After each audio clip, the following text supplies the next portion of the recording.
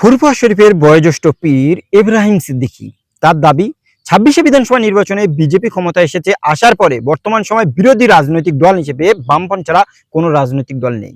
সত্যি কি তাই?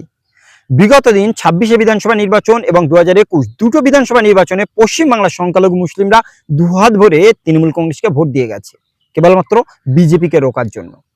আমরা দেখেছি ২০২৬-২০২১ দুটো নির্বাচনে পশ্চিমবাংলার ৩৭% মুসলমানের ভিতর থেকে প্রায় ৩৩% ভোট তৃণমূলকে দিয়েছে। প্রতি ১০০ জন মুসলমানের ভিতর থেকে ৯০ জন মুসলিম তৃণমূল কংগ্রেসকে ভোট দিয়েছে। তারপরেও তৃণমূল কংগ্রেস সংখ্যালঘু মুসলমানদের সঙ্গে যথেষ্টভাবে গাদ্দারি এবং বেইমানি করে গেছে। কেন বলছি এই কথা? ২০০৬ সাচার কমিটির রিপোর্টে সংখ্যালঘু মুসলিমরা 1.2% শিক্ষার হার, আর চাকরিতে মাত্র 2%। বাম সরকারের বিরুদ্ধে যথেষ্ট রাগ এবং ক্ষোভে তোয়া সিদ্দিকী থেকে শুরু করে সিদ্দিকুল্লাহ চৌধুরী, এমনকি প্রচুর সংখ্যক সংখ্যালঘু বড় বড় নেতা এবং লিডাররা বাম সরকারের বিরুদ্ধে আন্দোলন করে সেই সময় বামেদের পুরো ভোটটাকে নিয়ে সংখ্যালঘু মুসলমানের ভোট তৃণমূল কংগ্রেসে দেওয়ার জন্য আহ্বান করেছিল। দিন শেষে ২০১১ বিধানসভা নির্বাচন তৃণমূল কংগ্রেস যথেষ্টভাবে সংখ্যালঘু মুসলমান ভোট নিয়ে হিউজ পরিমাণে জয়লাভ করেছে। তারপরে আমরা দীর্ঘদিন দেখেছি সংখ্যালঘু মুসলমানদের মাথায় টুপি পরিয়ে মমতা বন্দ্যোপাধ্যায়, তার ভাইপো অভিষেক বন্দ্যোপাধ্যায় থেকে শুরু করে তৃণমূল কংগ্রেসের একগুচ্ছ নেতা লিডার সংখ্যালঘুদের বিভিন্ন ধরনের ভাওতা দিয়ে গেছে। কখনো প্রতিশ্রুতি দিয়েছে যে সংখ্যালঘুদের যেভাবেই হোক মাদ্রাসাগুলোকে ডেভেলপমেন্ট করতে হবে, শিক্ষা, স্বাস্থ্য, বাসস্থানে সংখ্যালঘুদের আগিয়ে আনতে হবে, কিন্তু দিন শেষে সংখ্যালঘু মুসলমানদের কোনো ডেভেলপমেন্টই করেনি। শুধুমাত্র ঝান্ডা বাঁধা মিটিং মিছিল আর বিভিন্ন জায়গাতে খারাপ কাজের সঙ্গে জড়িয়ে দেওয়ার চেষ্টা করে গেছে। বারংবার মমতা ব্যানার্জি সংখ্যালঘু মুসলমানদের ভোটগুলোকে পাবার জন্য মাথায় ওড়না দিয়ে সোবানাল্লাহ, মাশাআল্লাহ এই সমস্ত জিনিস বলে গেছে। এমনকি রেড রোডের মতো জায়গাতে ঈদের নামাজে মমতা ব্যানার্জি গিয়ে সেখানে সংখ্যালঘু মুসলমানদের ভাবাবেগ নিয়ে বারংবার সংখ্যালঘুদের হয়ে বিভিন্ন ধরনের বিবৃতি দিয়ে গেছে, কিন্তু দিন শেষে সংখ্যালঘু মুসলমানদের কোনো ডেভেলপমেন্ট হয়নি। এমনকি ২০১৬ পর থেকে আমরা দেখেছি সংখ্যালঘু মুসলমানদের হয়ে বিভিন্ন জায়গাতে ইফতার মাহফিল তৈরি করেছে মমতা ব্যানার্জি নিজে, এবং ব্যানারে বিভিন্ন তৃণমূল কংগ্রেসের নেতা এবং লিডারদের ছবি দিয়ে গ্রাম থেকে শহর বিভিন্ন জায়গাতে ইফতার মাহফিল শুরু করেছিল রমজান মাসে। সুতরাং তারপরে সংখ্যালঘু মুসলমানরাই আমরা দেখেছি অনেকেই ভেবেছিল মমতা ব্যানার্জি সংখ্যালঘু মুসলমানদের মসিয়া হয়ে গেছে, দিনের পর দিন মুসলিমদের ডেভেলপমেন্ট করবে। আর সেই ফাঁকে ২০১৬ পর থেকে বিজেপি তারাও বোঝাতে সক্ষম হয়ে গেছে মমতা ব্যানার্জি মানে পশ্চিমবাংলার জিহাদি বাংলাদেশিদের সরকার। সুতরাং এই জিহাদি জামাতি এদেরকে যদি পশ্চিমবাংলা থেকে উৎখাত করতে হয় তাহলে সমস্ত হিন্দুদের ভোটগুলো একত্রিত করতে হবে। ২০১৯ দিলীপ ঘোষের নেতৃত্বে আমরা দেখেছিলাম লোকসভা নির্বাচনে ১৮টা মতো সংসদ পেয়েছিল বিজেপি, আর ৪১% মতো ভোটও পেয়ে গেছিল কেবলমাত্র মমতা ব্যানার্জির অতিরিক্ত সংখ্যালঘু দরদি দেখাতে গিয়ে। আর দিন শেষে ২০২১-এ সমস্ত নেতা এবং লিডারদের ইডি সিবিআই এর ভয় থেকে সারদা নরদার জন্য তৃণমূল থেকে শুভেন্দু অধিকারী থেকে শুরু করে রাজীব ব্যানার্জি, অর্জুন সিং থেকে বাবুল সুপ্রিয় সে জায়গাতে আমরা দেখেছিলাম দল বদল করে বিজেপিতে চলে গেছিল। আর পশ্চিমবাংলার মানুষদের কেবলমাত্র ভাওতা দিয়ে মমতা ব্যানার্জি দিনের পর দিন সরকারে থাকার চেষ্টা করে গেছে। কিন্তু ২০২৪ লোকসভা নির্বাচনে হিন্দু মুসলমানের ভিতরে আস্তে আস্তে বিভাজন হয়ে গেছে। ২০২৬ বিধানসভা নির্বাচন তৃণমূল কংগ্রেস বারংবার বলেছে সিপিএম, আইএসএফ, কংগ্রেস এদেরকে ভোট না দিয়ে সংখ্যালঘু ভোটটাই পুরোটাই তৃণমূলকে যদি দেয় তৃণমূল কংগ্রেস বিজেপিকে রুখে দেবে। কিন্তু দুঃখ এবং আফসোস দেখুন ২৬শে বিধানসভা নির্বাচন সংখ্যালঘু মুসলিমরা দুহাত উজাড় করে তৃণমূলকে ভোট দিয়েছে, কিন্তু তৃণমূলের একটা দুটো নয় প্রায় ৮০টার মতো বিধায়ক রয়েছে, আর ৪১% ভোট তারা পেয়েছে। কিন্তু দুঃখ দেখুন এই ৮০টা বিধায়কের ভেতর থেকে বর্তমান সময় প্রায় ৬৪ জন মতো বিধায়ক তারা বকলমে বিরোধী রাজনৈতিক দলের জায়গায় ঋতব্রতর হাত ধরেছে, আর ঋতব্রত তারা এখন বিজেপি দয়ায় বেঁচে রয়েছে। নামকে আসতে তৃণমূল কংগ্রেসের লোগো, তৃণমূল কংগ্রেসের বিধায়ক, কিন্তু এদের কোনো কার্যকরিতা, কোনো ভূমিকা, এমনকি বিরোধী দলের বিগত দিনের যে সমস্ত কার্যক্রম কোনোটাই এদেরকে দেখা যায় না। খোদ ফিরহাদ হাকিম থেকে শুরু করে তৃণমূল কংগ্রেসের একগুচ্ছ বিধায়ক তারা এখন বিজেপির নেতা লিডারদের সুরে কথা বলতে থাকে। সুতরাং কেন এমন হলো? সেই সাথে ২৪শে লোকসভা নির্বাচনে আমরা দেখেছি সংখ্যালঘুদের কাছ থেকে বারংবার ভোট নেওয়া, একটা দুটো নয়, এই পশ্চিমবাংলার প্রায় ২০টা মতো সাংসদ কাকুলি ঘোষ দস্তিদারের হাত ধরে এনডিএ নরেন্দ্র মোদী সরকারের সঙ্গে গিয়ে জোট করেছে দিল্লিতে। পশ্চিমবাংলাতে ২৬শে বিধানসভা নির্বাচনে জয়লাভ করেছে বিজেপি, কিন্তু দিন শেষে তৃণমূল কংগ্রেস রাজনৈতিক দলটা এই মুহূর্তে দুভাগে বিভক্ত হয়ে গেছে। একটা তৃণমূলের কালীঘাটপন্থী, তৃণমূলের মমতা বৈশাখপন্থী, উল্টো সাইডে ঋতব্রত এবং কাকুলি ঘোষ দস্তিদার পন্থী। বর্তমান সময় যতগুলো নেতা লিডার বিগত দিন মমতা ব্যানার্জি সরকারে থাকাকালীন সারদা নরদা, সন্দেশকালী, আনিস খান, এমনকি অভয়াকাণ্ডে বিভিন্ন কিছুতে নাম জড়িয়ে গেছে, তারা ভয় থেকে, রাগ এবং ক্ষোভ থেকে, বিভিন্ন জায়গায় কাটমানি তোলাবাজির সঙ্গে সংস্পর্শ থাকার জন্য ভয় থেকে তারা আজকের মমতা ব্যানার্জির দল ছেড়ে দিয়ে বিজেপি রাজনৈতিক দলের কাছে গিয়ে আশ্রয় চাইছে।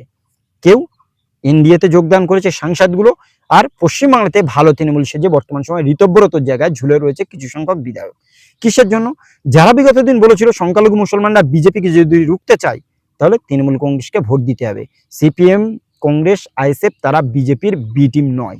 সুতরাং আজকের দেখুন সংখ্যালঘু মুসলমানরা দু হাত ভরে তৃণমূলকে ভোট দিয়েছে, যাদেরকে ভোট দিয়েছে আজকের তারাই পুরোপুরিভাবে ইউটার্ন মেরে চলে গেছে বিজেপির কাছে। সুতরাং এরকম সময় বিরোধী রাজনৈতিক দল হিসেবে বামপন্থ ছাড়া অন্য কোনো রাজনৈতিক দলকে আমরা দেখিনি। 26শে বিধানসভা নির্বাচনের পর বিজেপি ক্ষমতা এসেছে, আসার পরে প্রত্যেকটা জায়গায় রেল স্টেশনে হকার উচ্ছেদ হয়েছে, সেখানে বামেদের নেতৃত্বে বুলডোজারের সামনে গিয়ে আন্দোলন এবং মুভমেন্ট করেছে।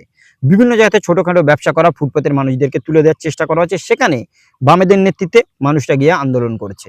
মীনাক্ষী থেকে শতরূপ, সেখান থেকে সৃজন থেকে সায়ন থেকে আফরিন, এমনকি দীপশিতা, তরুণ তুর্কি নেতৃত্ব যেভাবে মাঠে ময়দানে বিজেপি সরকারের বিরুদ্ধে লড়াই করছে, এই জায়গাতে প্রচুর সংখ্যক হিন্দু মুসলমান সকলে মিলেমিশে বাম সরকারের প্রতি যথেষ্ট ভরসা করছে। কারণ 26শে বিধানসভা নির্বাচনের আগে যে সমস্ত প্রতিশ্রুতি বিজেপি দিয়েছিল, একটা প্রতিশ্রুতি তারা ফুলফিল করতে পারেনি। আর সেই জন্য সংখ্যালঘুদের ভেতর থেকে বয়োজ্যেষ্ঠ পীর সাহেব হিসেবে ইব্রাহিম সিদ্দিকী তিনি প্রকাশ্যে বলেছেন যে আজকের মুসলিমরা বুঝতে পারছে যে তৃণমূল কংগ্রেসের দীর্ঘদিন ধরে যে ভরসা বিশ্বাস এটা কেবলমাত্র কাল সাপের মতো। কারণ দেখুন মমতা ব্যানার্জি দীর্ঘদিন ধরে যখন সংখ্যালঘু মুসলমানদের মাথায় অন্যা দিয়ে সুবহানাল্লাহ এমনকি ইফতার মাহফিলগুলো করেছে, তখন হিন্দুদের ভোটগুলো নেওয়ার জন্য আবার 21শে বিধানসভা নির্বাচন 24শে লোকসভা নির্বাচনের মাঝামাঝিতে হিন্দুদেরকে বিভিন্ন জায়গাতে মন্দিরগুলো দেওয়ার চেষ্টা করে গেছে। যেমন একদিকে একটা ধর্মের মানুষদের ভোট নেওয়ার জন্য ইমাম এবং মুয়াজ্জিনদের ভাতা দিয়েছে, অপরদিকে পুরোহিত থেকে শুরু করে নিয়ে বিভিন্ন ক্লাবগুলোতে 1,10,000 টাকা পুজো করার জন্য দিয়ে গেছে। সুতরাং ধর্মের ভিত্তিতে বিভাজন করে কেবলমাত্র মমতা ব্যানার্জি সরকারটা চালানোর চেষ্টা করে গেছে। সেই সাথে বিভিন্ন মানুষদের শিক্ষা, স্বাস্থ্য, বাসস্থান, কর্মসংস্থান থেকে দূরে রেখে বারংবার মানুষদের ভাতার একটা রাজনীতি দিনের পর দিন প্রচলন করে গেছে। মেয়েদেরকে লক্ষ্মীর ভান্ডার, ইয়ং জেনারেশন চাকরি না দিতে পারার জন্য সেই সমস্ত শিক্ষিত বেকার যুবকদের জন্য মাত্র 1,500 টাকার যুব ভাতা, এমনকি বিভিন্ন কৃষক থেকে শুরু করে বিভিন্ন মানুষদেরকে ভাতার উপরে প্রচলন করে গেছে দীর্ঘদিন ধরে মমতা ব্যানার্জি। এলাকায় বিভিন্ন তৃণমূল কংগ্রেসের নিচুতলার নেতা এবং লিডার তারা অট্টালিকা, বাড়ি, গাড়ি, এমনকি কাটমানি, তোলাবাজি দিনের পর দিন বৃদ্ধি করে গেছে। আর বিভিন্ন সংখ্যালঘু মুসলমান নামীয় যে সমস্ত বিধায়ক তাদেরকে দিনের পর দিন ভালো একটা জায়গায় ফাঁসিয়ে দিয়ে গেছে।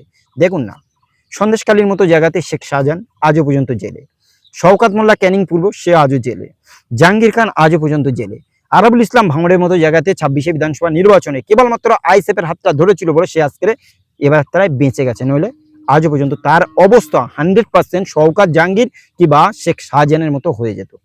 সুতরাং সংখ্যালঘু মুসলিম যে সমস্ত নেতা, লিডার, এমএলএ, এমপিরা অতিরিক্ত উড়েছিল সংখ্যালঘুদের বারংবার বিজেপির ভয় দেখিয়ে প্রতিশ্রুতি দিয়ে যে বিজেপি এসে যাবে এই বলে ভোটগুলো নিয়েছিল, আজকের তৃণমূল কংগ্রেসের জিতে আসা বিভিন্ন প্রার্থীগুলো মানুষদের কাছ থেকে ভোট নিয়েছে ঠিকই, তারাই কিন্তু বিজেপির কোলে গিয়ে দোল খাচ্ছে। সুতরাং বিজেপি এসে যাবে এই জুজু আর কাজ করবে না। মমতা ব্যানার্জি দীর্ঘদিন সংখ্যালঘু মুসলমানদের সঙ্গে যেভাবে বিশ্বাসঘাতকতা করে গেছে, সেই জায়গাতে এই মুহূর্তে পুরো সংখ্যালঘু সমাজ মাছ দরিয়াতে তাদের নৌকা ডুবো ডুবো অবস্থা। বিজেপি এসেছে, তারা জানে সংখ্যালঘু মুসলমানরা বারংবার দুহাত উজাড় করে তৃণমূলকে ভোট দিয়েছে। সুতরাং সংখ্যালঘু মুসলমানদের বিভিন্ন জায়গাতে বিভিন্ন বিধায়ক, সাংসদরা ওপেন ফোরামে বলে যাচ্ছে তাদের বিভিন্ন ধরনের প্রতিশ্রুতি যে সমস্ত রয়েছে, সে হতে পারে অন্নপূর্ণা ভান্ডার, সে হতে পারে অন্য কোনো প্রকল্প, কিছুই তাদের দেয়া হবে না। বারংবার তারা সংখ্যালঘু মুসলমানদের বিভিন্নভাবে হিট দিচ্ছে, এমনকি বিভিন্ন ধরনের কথাও বলে যাচ্ছে। বিভিন্ন জাতের সভা সমাবেশ থেকে আমরা দেখলাম হিন্দু রক্ষা সমিতি থেকে শুরু করে অনেকেই কখনো কোনো সংখ্যালঘু মুসলমানের নাম বলে প্রকাশ্যে বলছে তাদের এই দেশে থাকতে দেবে না। সুতরাং বিগত দিন যাদেরকে বিশ্বাস করা হয়েছিল যে বিজেপিকে রুখে দেবে, আজকের তাদের নেতা, লিডার, বিধায়ক, সাংসদরা পুরোটাই চলে গেছে বিজেপির কোলে দোল খেতে। সুতরাং সংখ্যালঘু মুসলমানরা এখনো পর্যন্ত যদি না সজাগ হয়, বামপন্থী রাজনৈতিক দল তারা তো দেখেছে হিন্দু মুসলমানের বিভাজন না করে, মন্দির মসজিদের রাজনীতি না করে, শিক্ষা, স্বাস্থ্য, বাসস্থান, কর্মসংস্থানের রাজনীতি তারা বারংবার করার চেষ্টা করে যাচ্ছে। সেই জন্য অধিকাংশ সংখ্যালঘু বিভিন্ন লিডারগুলো বর্তমান সময়ে বামপন্থী রাজনৈতিক দলের উপরে যথেষ্ট ভরসা করছে। আর সে জায়গায় বিজেপি বামেদের বিভিন্ন ছাত্র সংগঠন থেকে শুরু করে নেতা লিডারকে কখনো টুকরে টুকরে ক্যাং, দিমাকি নকশাল, এমনকি জিহাদি, আতঙ্কবাদী, দেশ বিরোধী বিভিন্ন কিছুর সঙ্গে জুড়ে দেওয়ার চেষ্টা করে যাচ্ছে। সুতরাং আগামী দিন কি সত্যি সত্যি পশ্চিমবাংলাতে তৃণমূল কংগ্রেস, মমতা ব্যানার্জি, অভিষেক ব্যানার্জি থেকে মানুষ মুখ ফিরিয়ে আস্তে আস্তে বিজেপির বিরুদ্ধে শক্তিশালীভাবে বামেদের দিকে যাবে? কি মনে হয় আপনার এলাকা, গ্রামগঞ্জ, এমনকি শহরের মতো বিভিন্ন জায়গাতে বর্তমান সময় বামপন্থী রাজনৈতিক দলের ঝান্ডাবাঁধা মিটিং মিছিল এই সম্পর্কে কি মনে হয়? অবশ্যই বিষয় নিয়ে আপনারা আপনাদের মূল্যবান মতামত কমেন্টে জানান। আজকের ভিডিওটি এই পর্যন্তই, দেখাবো অন্য কোনো দিন অন্য কোনো টপিকে। সকলে ভালো থাকুন, সুস্থ থাকুন। Thank you.